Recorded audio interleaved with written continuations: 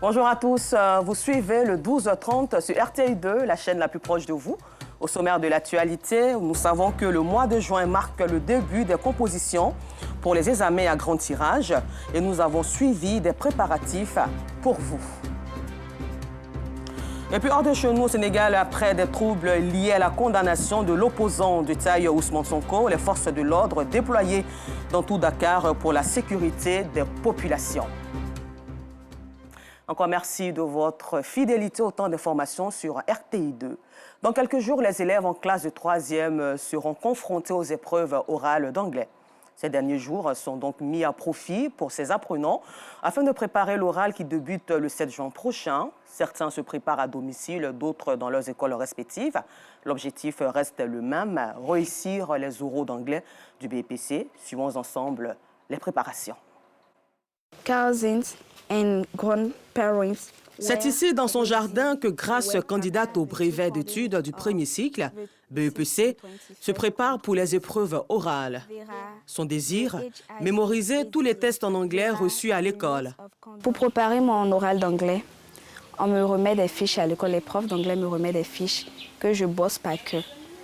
Et lorsque je ne connais pas certains mots, je vais rechercher dans le dictionnaire, ensuite leur faire part pour dire non, monsieur. Voici un mot que j'ai recherché, j'ai trouvé la définition, mais je ne comprends pas comment l'employer dans un contexte.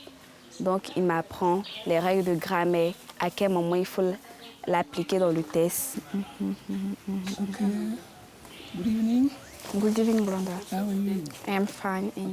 Pour parfaire sa diction, elle se fait encadrer par son grand-père qui a une parfaite connaissance de la langue.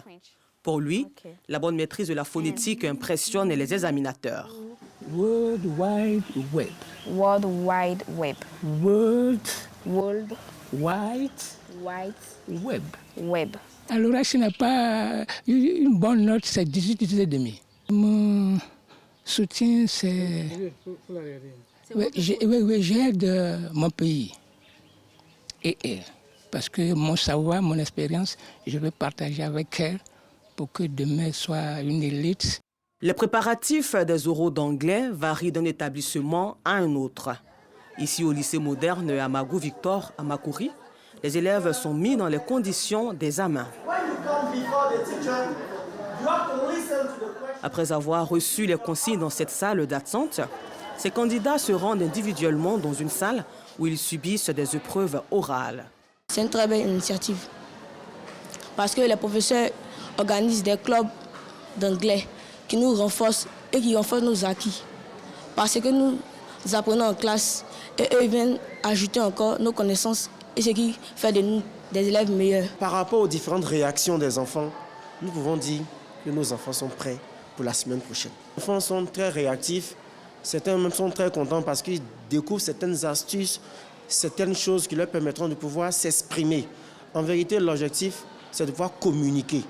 Parce qu'à l'examen, on veut vérifier que l'élève qui est dans le système éducatif ivoirien, depuis la 6e, 4e, 6e, 5e, 4e, 3e, est-ce que cet enfant est capable de lire un texte, le comprendre et pouvoir échanger avec un examinateur? Pour ce qu'on a vu, nous sommes à 90% satisfaits. Ce moment de préparation est mis à profit pour sensibiliser les élèves contre la fraude et la tricherie. On a constaté que les difficultés des enfants, c'est surtout l'oral d'anglais, les épreuves orales d'anglais. Voilà, l'une de leurs grandes difficultés. Parce qu'ils ne se font pas confiance, ils n'arrivent pas à parler correctement l'anglais. Alors que c'est coefficient 1 à l'examen. Donc ça compte. Voilà, c'est pourquoi, ensemble avec les professeurs d'anglais, nous avons décidé de les préparer correctement pour les épreuves orales d'anglais qui vont se dérouler à partir du 7. Le conseil que je vais donner aux enfants, il est dit non. L'objectif des épreuves orales, c'est de vous permettre de parler, de vous tirer des phrases correctes. Vous pouvez ne pas connaître la question posée, les réponses à la question posée ou aux questions qu'on vous pose, mais il faut faire quand même des phrases correctes en anglais. Ça permettra d'engranger quelques points. Certains enfants pensent qu'en donnant 2 000 francs ou 5 000 francs aux professeurs, ils peuvent les arranger. On leur dit que non, ça c'est de la fraude. Les examens à grand tirage débutent le mercredi 7 juin 2023 par les oraux du BEPC. Chaque établissement a sa méthode pour la mise à niveau des candidats. Ici au lycée moderne Djedji Amondi-Pierre d'Adjamé, c'est par visioconférence que plus de 64 candidats au BEPC se préparent pour les oraux d'anglais.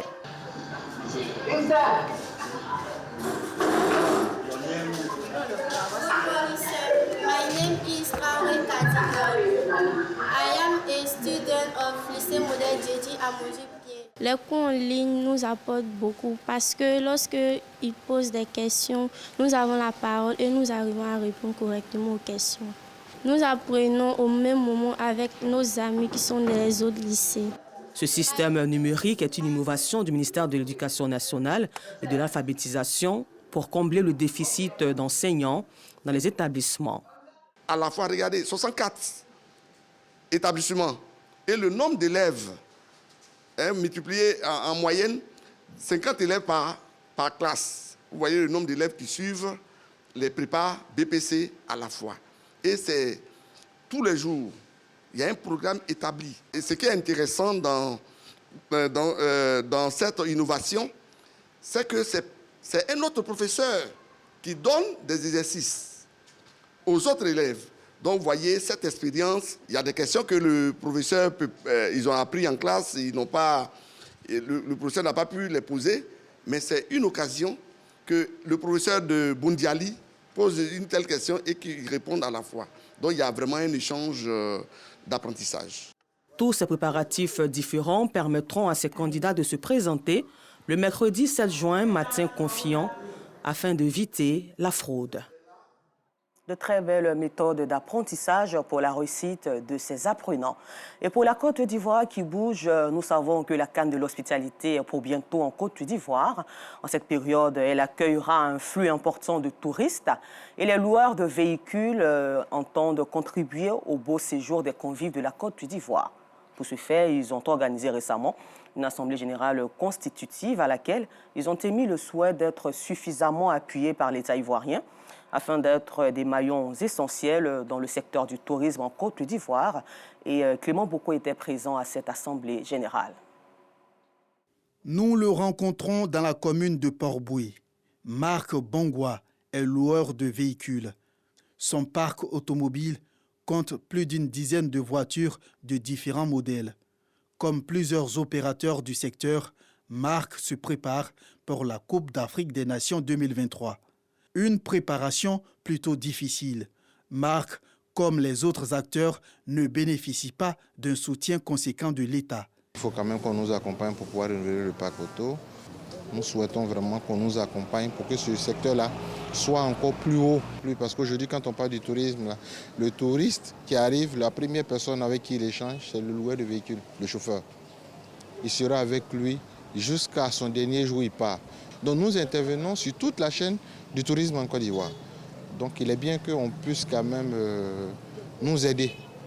Pour pallier ce problème, l'ensemble des loueurs de véhicules tiennent une assemblée générale. Première information majeure, le SINALOVSI, Syndicat national des loueurs de véhicules de Côte d'Ivoire, devient l'UPLVSI, Union patronale des loueurs de véhicules de Côte d'Ivoire. Autre sujet abordé, la Coupe d'Afrique des Nations 2023. Cette assemblée générale extraordinaire aussi en fait partie. Avec cet événement, nous avons fait un état des lieux de cette activité, de ce secteur, pour dire qu'on a besoin de la formation. Parce que cet événement qui est la CAN, c'est des millions de personnes qui vont venir. Donc, il ne suffit pas seulement d'avoir de très belles voitures, des très beaux 4x4. Mais le chauffeur qui est là, il faut d'abord qu'il puisse parler au moins 2 ou 3 langues. Et il faut qu'il y ait le comportement vestimentaire, il y a l'accueil. C'est un réel plaisir de savoir que cette coopération est en train de s'organiser, en train d'évoluer positivement. Ce souhait de l'Union patronale des loueurs de véhicules de Côte d'Ivoire trouve un écho favorable auprès du ministère du Tourisme. D'ici quelques mois, nous allons connaître une grande fête, la CAN de 2023. C'est avec ces loueurs de véhicules qui sont les premiers ambassadeurs de la Côte d'Ivoire en matière d'accueil. Ce sont des véritables guides qui vont recevoir les touristes. On doit faire en sorte qu'ils soient recensés, qu'ils doivent être accompagnés, formés pour pouvoir véritablement recevoir ces touristes qui viendront. L'UPL-VCI, l'Union patronale des loueurs de véhicules, revendique à ce jour près d'une centaine de sociétés. Au chapitre santé, la mutuelle de la santé de Côte d'Ivoire, Musassi, a organisé du 1er au 2 juin 2023 la 3e édition des journées scientifiques à Grand-Bassam, dans le but de renforcer les capacités des cadres supérieurs de la santé en vue d'une prise en charge efficiente des patients dans les hôpitaux. Et soulignant que ce rendez-vous, qui enregistrait un fort taux de participation des cadres supérieurs de la santé, était placé sous le thème central « Santé humaine, animale et environnementale » One Health, une seule santé. Améliorer la prise en charge des patients dans les hôpitaux. C'est l'enjeu au cœur de la 3e édition des journées scientifiques, tenues les 1er et 2 juin 2023 à Grand-Bassam. Une initiative de la mutuelle de la santé de Côte d'Ivoire, Musassi, qui regroupe des cadres supérieurs de la santé. L'État fait des efforts en construisant des hôpitaux. Et nous, depuis quelques années, la mutuelle a décidé de participer à l'éclosion des médecins, notamment en renforçant leurs capacités professionnelles. Raison pour laquelle nous organisons des journées scientifiques pour une meilleure prise en charge des patients dans nos hôpitaux. La médecine étant évolutive, nous essayons de nous mettre au parfum des nouvelles technologies. Aujourd'hui, on ne peut pas faire la santé humaine en isolant la santé animale.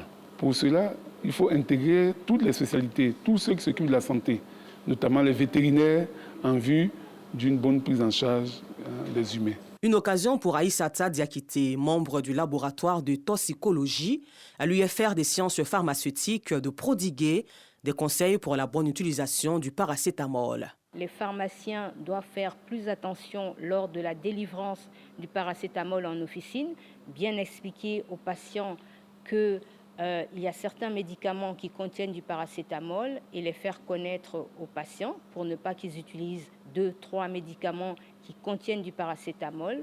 Il faut savoir que la dose de paracétamol par jour à utiliser est de 4 grammes, qu'il faut espacer les prises de 4 heures et également que lorsque vous prenez du paracétamol, il ne faut pas dépasser 1 gramme à chaque prise. Pour la circonstance, des partenaires occupants des stands ne sont pas restés indifférents. C'est une très bonne initiative parce que le message que nous tenons à faire passer, il faut dire que nous emmenons nos mères à utiliser les méthodes contraceptives. Parce que qui parle aujourd'hui de la planification familiale parle de la santé de la mère et de l'enfant. Nous avons aussi dans notre panel une intervention globale, d'accord, sur tout ce qui est domaine de la médecine. Nous intervenons spécifiquement dans tout ce qui est imagerie médicale, d'accord, donc de l'écho jusqu'aux IRM, en passant par le scanner. Nous sommes confiants de ce que ces journées vont nous apporter quelque chose de louable. Les cadres supérieurs de la santé réunis au sein de la Musassi comptent donner une dimension nationale aux journées scientifiques devenues une institution. De Grand-Bassam, rendons-nous à Petit-Boaké, localité de la sous-préfecture de Bogué, qui a été récemment connectée au réseau électrique. Une action des cadres de ce village pour améliorer les conditions de vie et assurer surtout un bien-être à la population. Le point de la cérémonie avec Maïssa Kogay. Petit-Boaké, localité de la sous-préfecture de Bogué. Ce campement de plus de 500 âmes vient d'être connecté au réseau électrique via l'énergie solaire, à la grande joie de la population. Notre village Petit-Boaké a été éclairé. Nous les femmes, vraiment, nous sommes vraiment heureuses. Une fierté également pour les cadres de cette localité qui ont promis d'œuvrer pour le bien-être de leurs administrés. Petit-Boaké est un grand campement baoulé qui regroupe un certain nombre de campements. Et jusqu'à ce jour, ce campement était dans l'obscurité. L'énergie solaire, effectivement, n'est-ce pas, aujourd'hui à Petit-Boaké et dans les autres campements qui suivent. Nous sommes donc symboliquement venus mettre effectivement cette lumière en marche. En plus de l'électricité, des broyeuses, des chaises et des produits phytosanitaires ont été remis aux populations. Cette connexion au réseau électrique dans la localité de Petit-Boaké s'est effectuée dans une ambiance de fête. Nous vous le disions au titre, hors de chez nous, au Sénégal, il y a eu des manifestations sanglantes après la condamnation de l'opposant Ousmane Sonko. À cet effet, donc, les autorités ont décidé de déployer les forces de l'ordre dans tout Dakar pour la sécurité des populations. Et pour terminer au Soudan, la médiation américano-saoudienne dans le conflit a pris acte jeudi soir, 1er juin, dans un communiqué commun de la suspension des pourparlers entre l'armée soudanaise et les forces de soutien rapide après le retrait des militaires, la veille accusant leur adversaire d'avoir violé la trêve. Conséquence directe, les violences ont augmenté ces derniers jours dans la capitale Khartoum, des violences dans lesquelles les civils restés en ville sont en première ligne. Encore merci à vous et bonne suite de programme sur RTI2. Alassane Drabo-Parguin sera en votre compagnie pour vous servir à 19h30.